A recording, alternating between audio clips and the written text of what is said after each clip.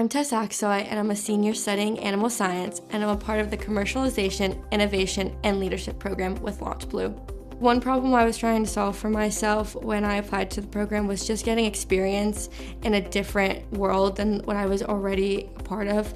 Being a part of the animal science world is great, but I wanted a broader perspective and just to learn a little bit more, especially with the marketing aspects of things.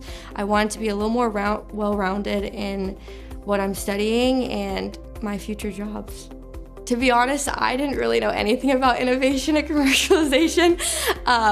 So I think this program really just gave me an understanding of even a basic one, but now that I've been able to be a part of this program, I've gotten a much deeper understanding of how important it is and how valuable it is. Again, being a student here, I had no idea this was going on. But now being a part of this program, I think everybody should know what's going on here and should be involved. So I think it just allowed me to know what it was and realize how important it was to our community and our campus. People should support LaunchBlue on One Day for UK because this program really does make a difference.